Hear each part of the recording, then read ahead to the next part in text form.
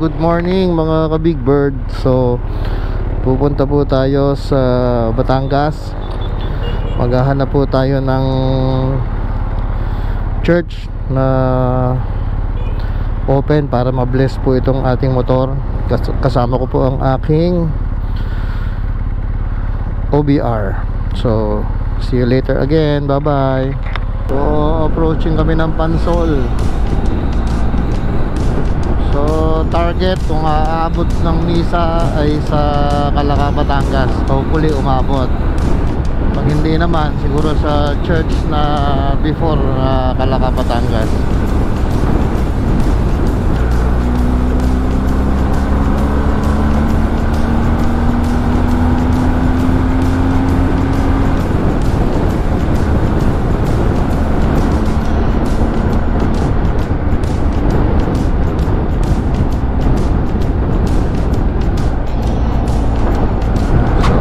Pasok na po tayo ng expressway.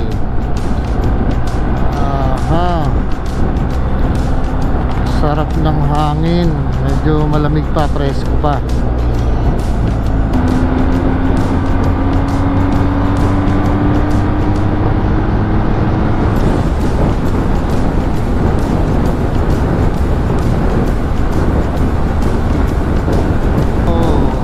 Nasa startle na po tayo mga kuya natin. So mag-e-exit po tayo ng Tambo. Then after that kakanan po tayo way to Alitagtag, Cuenca, Batangas. So napakaganda ng panahon. Medyo malamig pa ang simoy ng hangin.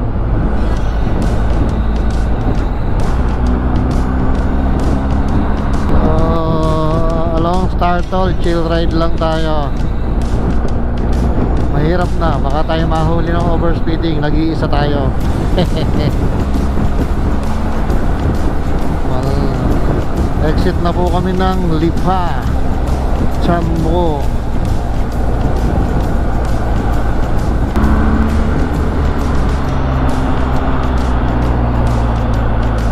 Susunod po ay kakanan tayo going to Cuenca, Alitagtag.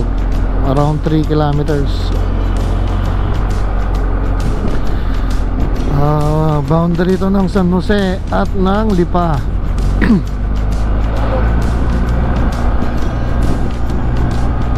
So yan ang Mount Makulot. Hindi ako nagkakamali. Maganda raw mag-hiking dyan.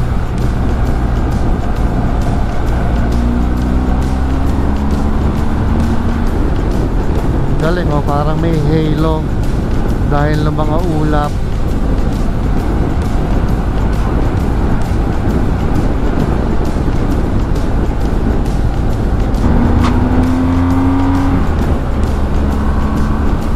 Dito yung papunta sa famous Corcolon, Lomi. Tama ba ako? Etong kantong to. Ito na yung zigzag bago mag-Cuenca.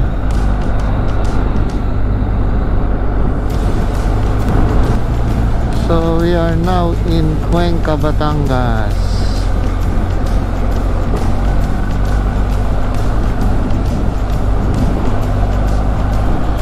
Medyo maya-maya siguro ng konti ipapahinga ko yung aking likod. Dahil kalalabas ko lang po sa hospital last Wednesday dahil ho ng lower back pain.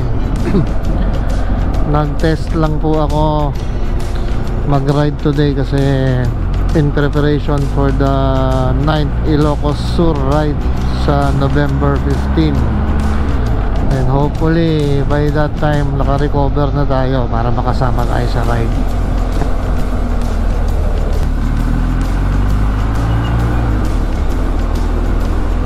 Traffic. Next is Alitagtag.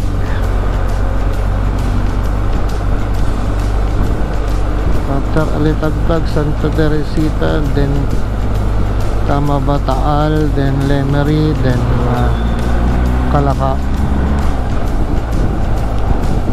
So we are now in tawag dito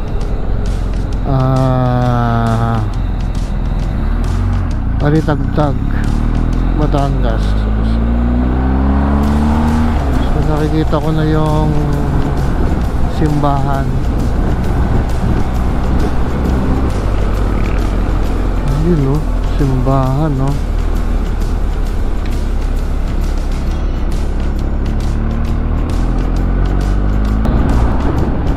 Lapit na po tayo sa Santa Teresita. May simbahan uli dyan, pero palagay ko aabot tayo sa Calaca, Batangas. Kakanan tayo.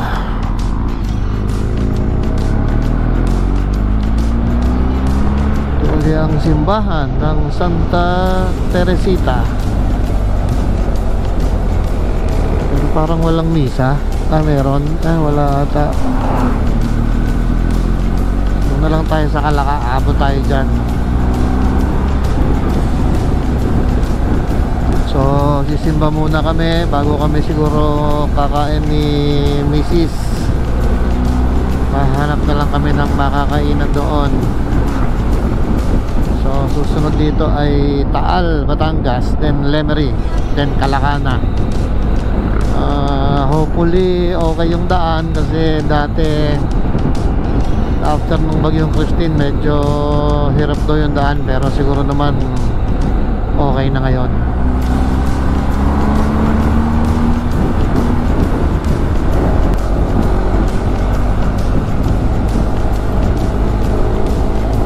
Yung mga nag-request nga pala sa akin ng bomba pag nadaan, wala na tayong bomba. Meron pa naman, kaya lang iba na ang tunog, hindi kagaya nung naka versus 1,000 tayo before.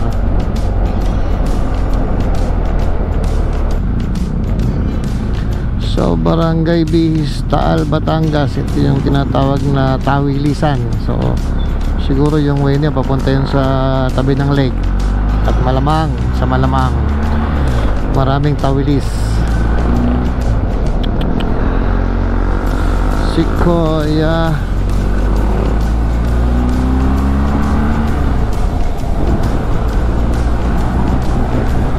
Yun ang disadvantage pag ang exhaust mo ay halos walang tunog.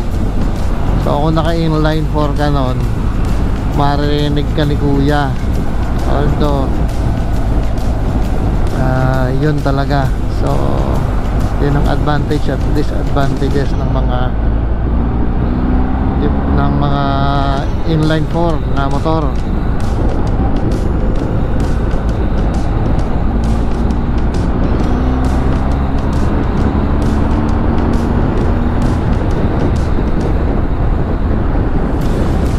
So we are now in Taal, Batangas. Dito maraming nabibiling mga balisong, mga kutsilyo, itak.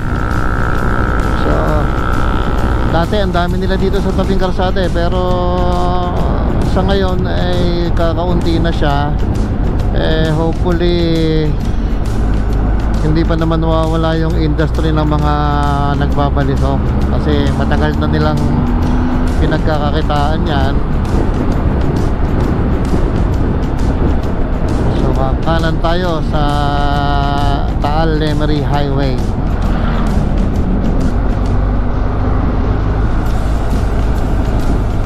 Jollibee. Gutom na ako pero mamaya na tayo kakain.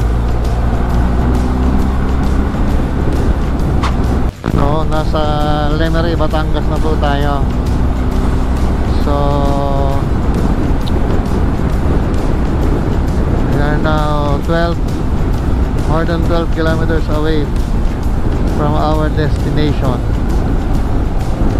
So makakahabol kami sa misa, mabibilis yung motor, and then after that tsaka kami maghahanap ng makakainan.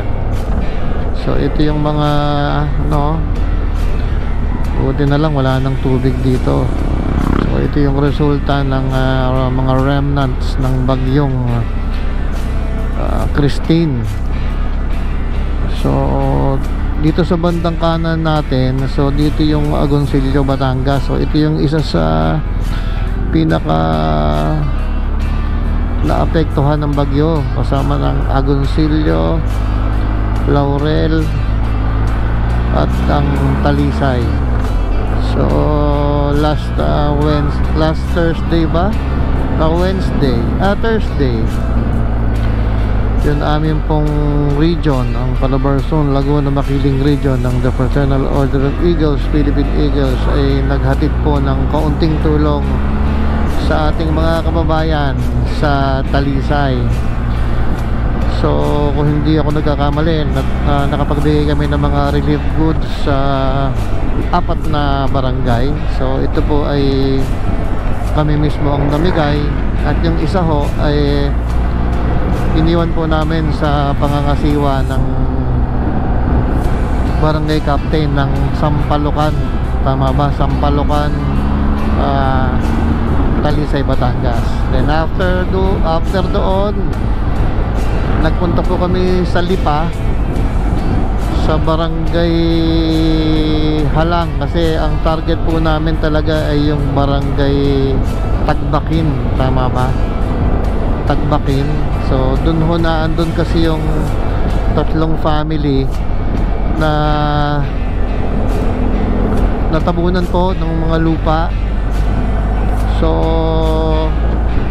sa pamamagitan po ng mga opisyalis ng barangay, kami po ay nagkita sa barangay hall ng barangay Halang, Lipa City, Batangas, upang magbigay ng konting tulong o konting cash donation, hindi man ho malaki, ay palagay po namin ay makakaibis sa lungkot na naramdaman ng 3 pamilya dahil sila po ay namatayan. So nakakaawa po yung kanilang sitwasyon. So siguro naman ho kahit paano yun amin pong ibinigay na tulong ay makapagpangiti man lamang ng konti sa kanila. So napakasarap po ng pakiramdam pag tayo ay nakakatulong sa ating kapwa.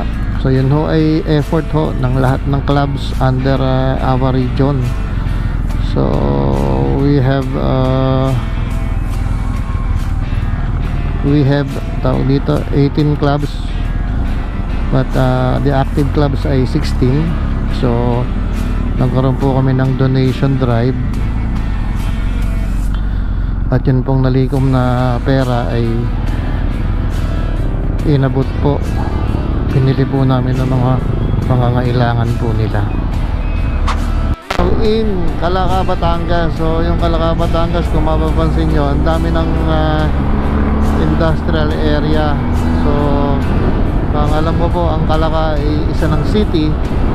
So siguro dahil din sa dami ng population at saka sa mga tawag doon, yung income na pumapasok sa bayan, kasi dahil nga medyo marami ng industrial site dito. So yung mga dating residential, yung mga dating farm lots, kagaya niyan, yan, mga tubuhan, so ay na-convert na yan sa mga industrial lots.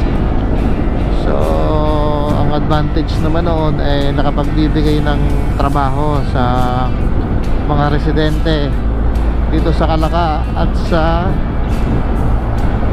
mga karatig bayan. So mga residente siguro ng Malayan at ng Lemery, Batangas. So kung makikita nyo sa left side, so meron na ditong mga port, parang industrial port siguro ito.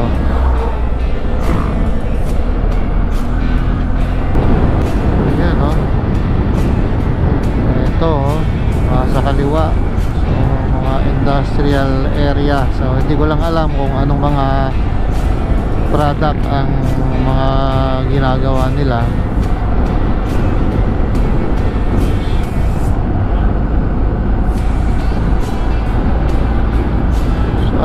Phoenix, so ibig sabihin either gasolina, fuel, or mga LPG ito.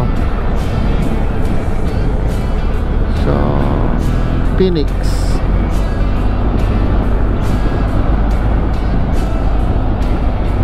So ito yung ano bang tawag dito, Calaca Seaport ba? Yun, Calaca Seaport. malapit na po tayo sa bayan ng Calaca. Diretso po tayo sa simbahan para magpa-bless ng ating motor. At the same time, makapagsimba na rin dahil Sunday po ngayon.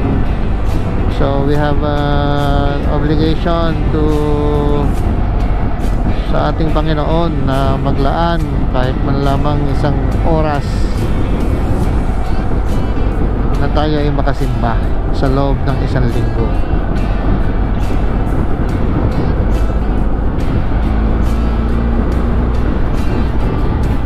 So pagkanan po natin dito, ito na po yung Calaca City Town proper.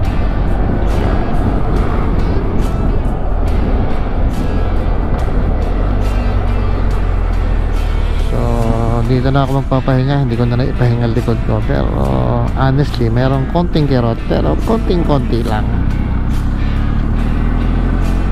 kayang kaya. So this is the Calaca City Hall, pero nakalagay dito Municipal Hall pa.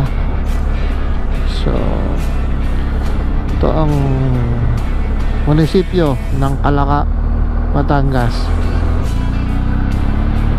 Pag dumiretso tayo rito, pagdating dun sa pang ilang kanto ba yun, kakanan tayo, then makikita natin sa kaliwa ang simbahan. So kung di ako nagkakamali ay tama ba? San Rafael Arcangel ba ang patron?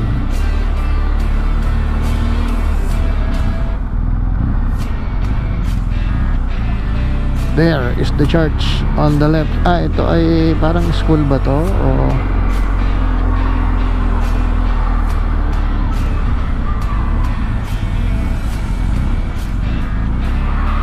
yun, no? Magsisimula pa lang. Sakto tayo.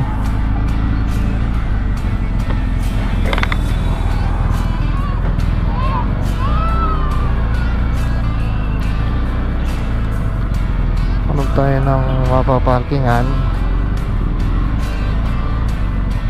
Blessing ngayon ng ating BMW. Ngayon ang aking asawa. Dito kami ngayon sa simbahan sa Calaca. Daming i-bless. Ayun, o.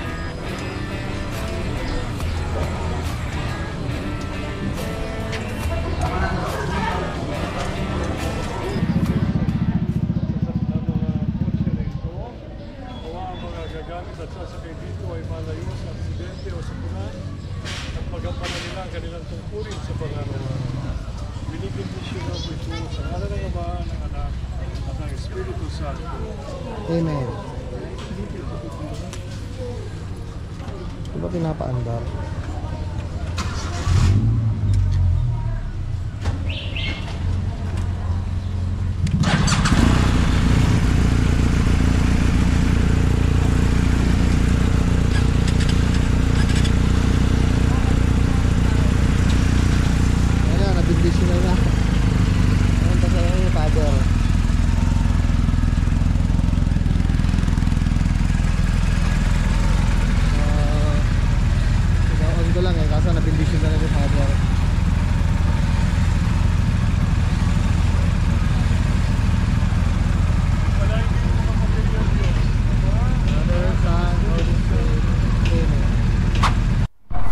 Alright, so tapos na tayo ng blessing. Hahanap kami ng mabibili ng pagkain, then take out na lang siguro.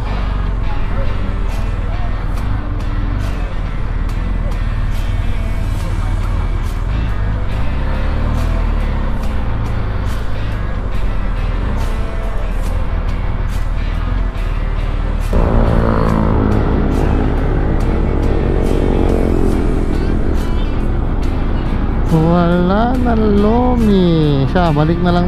Uwi na lang kami.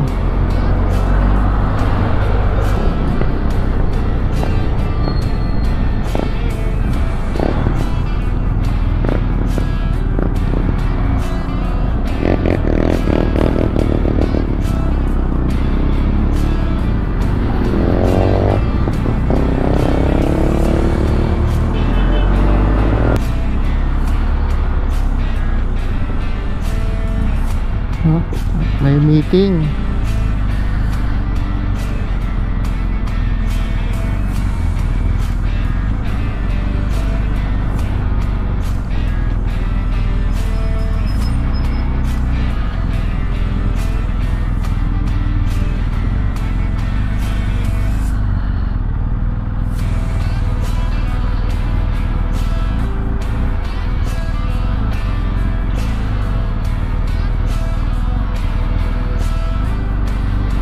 Init.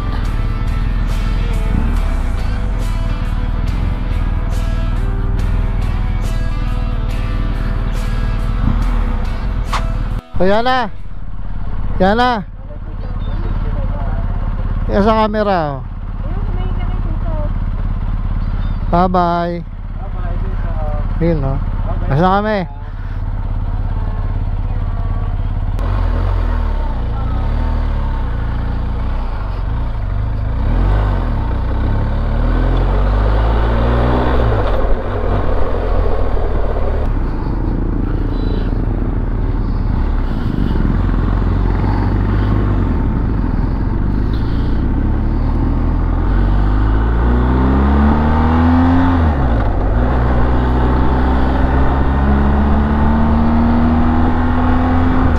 Tabuk. So babalik na kami ng Laguna. So maghahanap lang kami ng makakainan bago kami umuwi. At hindi pa kami nagbe-breakfast. Change route tayo. So magbabatangas City na kami para Star Toll dire-diretso. Approaching Bypass Road.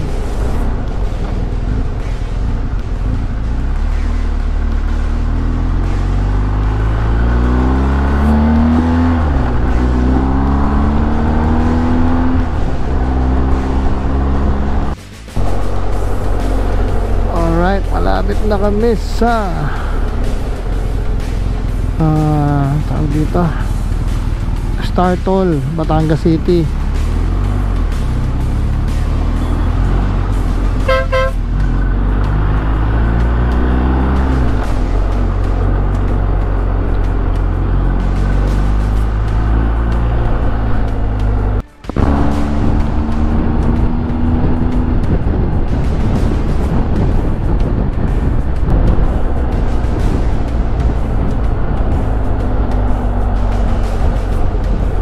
Malamang Chowking, wala nang iba.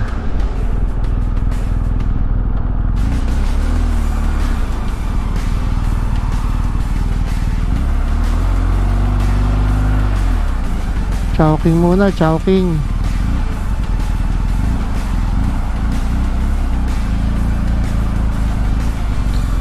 Chowking.